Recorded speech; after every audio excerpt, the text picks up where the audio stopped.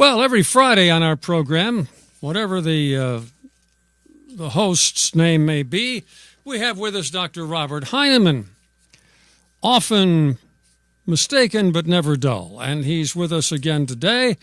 He'll tell you what's going on out there, and then I'll straighten you out at the end of the show. It's time for the Newsmaker Show on News Talk AM 1480 WLEA. Here's Kevin Torres. Lecturer, professor, author, all-round great American. I'm happy to provide a little stability and consistency to your show, Kevin. I didn't get to finish. Brian did an excellent job filling in there. Yeah, careful with that. Really pithy questions and let me tell you something, analytical suppositions. It was analytical suppositions. Yes, he had analyzed the questions and put them together. You want me to bring him in here now and take over? Is that what you're saying? I'd much rather work on you. Well, the thing is, every time someone says, hey, when you were gone, Brian did a great job, they're just putting another nail in that guy's future. You know what I'm saying? Yes, just like Stalin. He would. Oh, yeah, never tell. The closer they got to Stalin, the more chance that they were going to be going. Well, the closer you got to the Clintons, the better the chance you went to jail. Well, certainly a lot of them did, yes, indeed. Listen, I would like to open the program and direct this comment at one of your colleagues. See, we just have fellow workers. You've got colleagues. Yes, I do. January 2009, when Barack Hussein Obama took over, I said, and I think the direct quote was, he was put there to bring the country down. I was ridiculed for that, Bob, publicly ridiculed. I can understand that. It's now, kind of a ridiculous statement. Wait a minute, Jack. Yeah, I can see it would be subject to ridicule. Would you hold on here? Are we still friends? Well, you show up once in a while here. All right, we now could wait a talk minute. And become friends again. All right, listen, yes. listen. Yeah. This week, Charles Krauthammer, well-known neocon, columnist, TV guru, he said... Beltway insider. What? Beltway insider. Well, all right. For whom we have little use. You have little use. Beltway insider. Well, come on, Bob. Someone's got to run the inside of Washington. I think that's an assumption that is would you totally please? Erroneous. Could you give me the moment? Not if you get a chance to try to substantiate your earlier statement. Which is what? 2009. All right, but I want to tell you what my friend Charles Krauthammer said this week. I see. I can see why you're friends. Uh-huh. He said he was talking about bringing the country down to a second level. I see. All right. And he said there's a difference between decline and what's happening with Barack Obama. Here's the direct quote. What we have with Obama is a president choosing decline.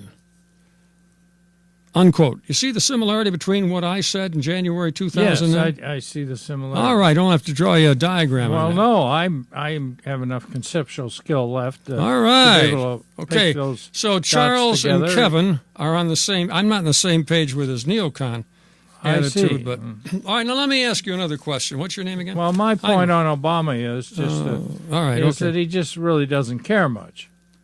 Well, that's what the American people think. He's disengaged. Yeah, the idea that somehow he's directing this, he just doesn't really care much. I said he was put there for the purpose. Isn't it kind of a conspiracy? No, it's not a conspiracy. He was put there to bring the country down? Well, he put himself there. I see. All right, and he has brought us down. I don't think there's any question. Well, that. I wouldn't say we're we're shining as a leader of the world right now. No.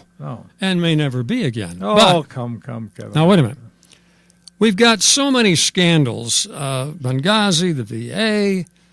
IRS. That's the one I want to talk about. Oh, okay. Now, here's a rather interesting thing. I was talking to someone from the Media Research Center, Dan Gaynor. You know what that is, Media Research Center? No. All right. That's all right. I feel like a teacher here in a classroom. I and the listening audience, we could let that go. It's all right, okay. Some sort of important conservative research center. Well, it wouldn't have to be conservative, but it is, because it has to be under the circumstances. I see. What they're doing is tracking what the media is telling us, and more importantly, what they're not telling us. Yes. And my question to Dan, it's Dan and Kevin, Yes. My question to Dan was, how come Well, no, let me rephrase it. How did you phrase this question? No, I didn't say how come. What I said is there ever a time in our history when the media has been so biased that we actually can say it's the state-controlled media? And he said, I don't think so. But wait a minute now, I got to clear my throat. Been ill, you know. Anyway, Yes. He went on to say that under the IRS thing, only CBS is giving it some mention. The IRS, and I mean that's the biggest scandal in my mind. Yes. And then, of course, Fox has covered it. PBS has ignored it, and I found the reason interesting. The gal at PBS, the blonde gal, what's her name? I have no idea. All right, well, she's on at 7 o'clock. She said Cossigan, if that's how you say his name. I don't think he knows how to say it.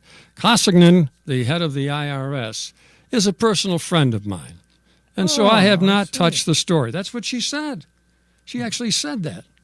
Well, I can understand that on a human level, but the IRS scandal is a biggie. Now, here is my question for you. Are you ready for this, Bob? Yes. Could we bottom line this sometime? Yeah. How is it that the American people are outraged by the IRS scandal, including the missing emails, when the mainstream media has not reported any of it, not one bit of it? How do people find out? Well, I think there have been some newspaper articles. Very few. Washington Post, New York Times pretty much ignoring it. And then, of course, there's WLEA. Yeah, well, we didn't do it. WCKR, WLEA. But the conservative talk show people are getting it out there. And I think it is the sort of thing that, as you say, really grabs the irritation and the ire, if you can grab the irritation or ire, of the American public. It is the sort of thing that really everybody hates the IRS. That's right, and then to find out that they're crooks and they're breaking the law. Yes, that really. And I think, really, they have broken the law. Sure, they have. Whether they've targeted conservative groups or not, but destroying and throwing aside public documents, I think they've got a serious problem there. And the problem, of course, is that with the government sort of stagnated here or stalemated, it's very difficult to do anything. And so stagnated. How about stonewalling, Bob? No. I think the House of Representatives is doing everything they can here to. Well, they're calling for a special prosecutor, but that would mean Eric Holder, who's under contempt. Yeah, and who trusts him? Well, I do think it's possible that the House could appoint their own special prosecutor. Is that right? I'm not sure how far the separation of powers issue might come into play there, but I don't understand why they don't have the power to do that. And especially if they send material to the Attorney General, he refuses to act. I think the House has a right, under its own rules and status under the Constitution, to act to. Would you check on that for us? Well, there may be something out there on the special prosecutor. In fact, of course, there are some cases justifying the use of special prosecutor. But I think in all those cases, the special prosecutor was eventually appointed by the president or the Attorney General. Yeah.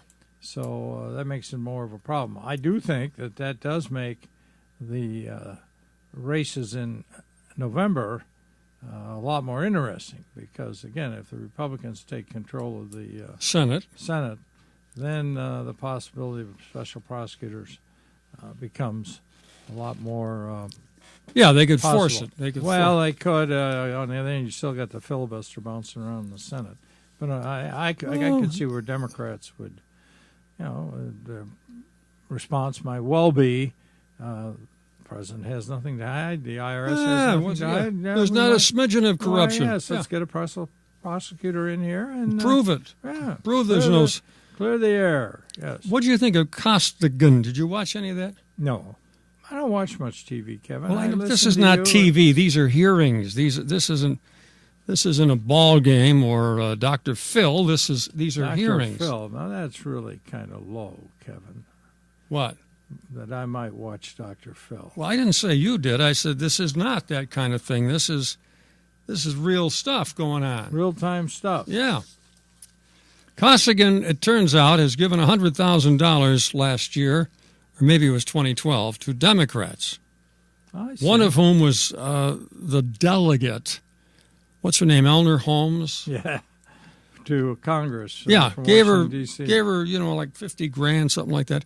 But the interesting thing is, she gets up there on that hearing and says, "This is one of the greatest Americans we've got." I mean, she goes on and on and on about a wonderful guy. Well, I'm going to tell you something, Bob. Yes, share it. If you gave me 50 grand, I'd find some reasons to praise you. Right. You know what I'm saying? Well, yes. Huh? Yeah. I would ignore everything I know and just say hold this your is breath till I get the money together, Kevin. And Oh, we'll yeah. try to get... Now, Eleanor Holmes. I mean, she can't Eleanor vote. Holmes. That's it. Yeah. Yeah, she can't vote. No, She's she just can a make. rep- She talks a lot though. Right. Sure. Well, that's what you end up doing when you don't have much power in Congress. All right. Okay. Do you know the name Andrew McCarthy? Yes. Oh, well, tell the people who he is. McCarthy is the new majority leader of the. No. Andrew McCarthy is the guy that prosecuted the His name's blind sheik. McCarthy? Well, I know, but it's not Andrew. Well, all right. Sorry. It's Well, you come up with these. good Irish name, but it's not Andrew. All right. Now, what do you mean? Here's the deal. Andrew McCarthy is the guy who prosecuted the blind sheik after the first attack on Right. the World Trade Center. And he's got a new book out now. And he's talking about impeachment, but he's not talking about impeaching Obama. That's pretty hard. As long as there are Democrats, as long as Harry Reid is in charge of anything.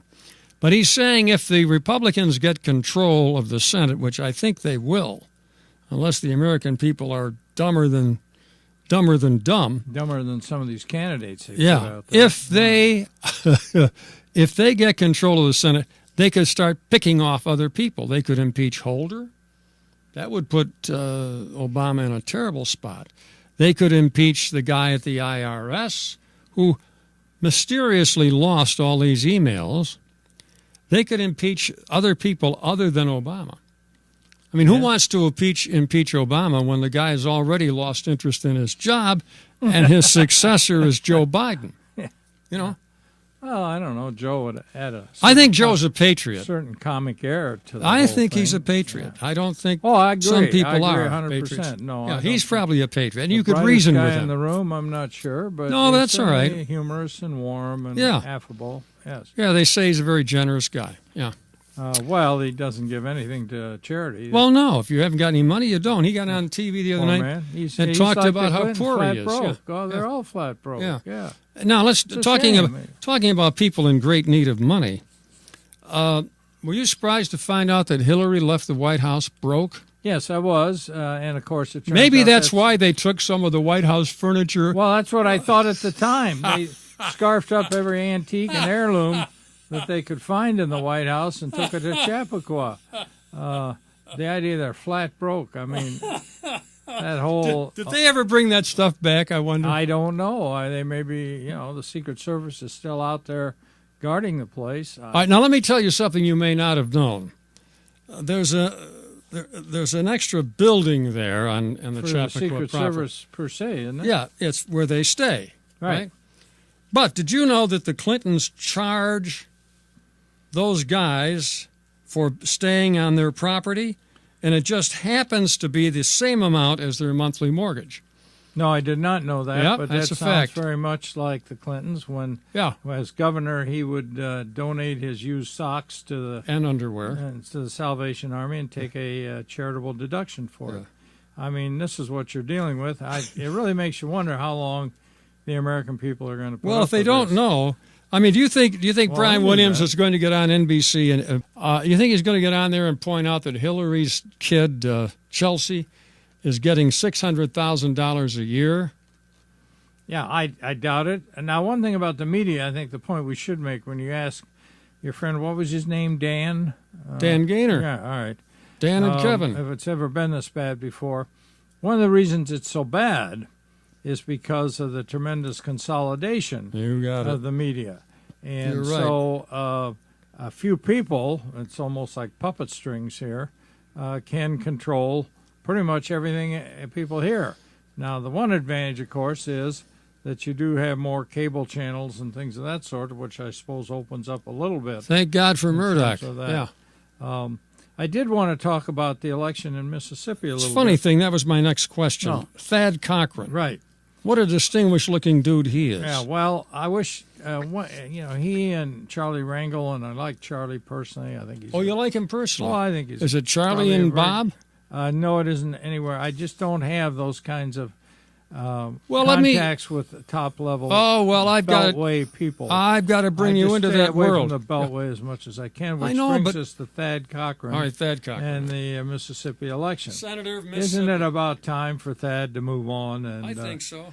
But what's interesting about that election is the effect of the Tea Party on the Republicans, and so the Tea Party has forced a longtime Republican incumbent to become kind of a Democrat. Yeah. In other words, what Thad Cochran did was tell the people of Mississippi, I can bring the bacon home, and turns out a fairly large black vote for his candidacy. And so did he really win the Republican nomination? I think not. I don't think so either. Here's what's interesting. So that's one aspect of the Tea Party. It's forcing guys like him to become, let's say, more moderate, more liberal.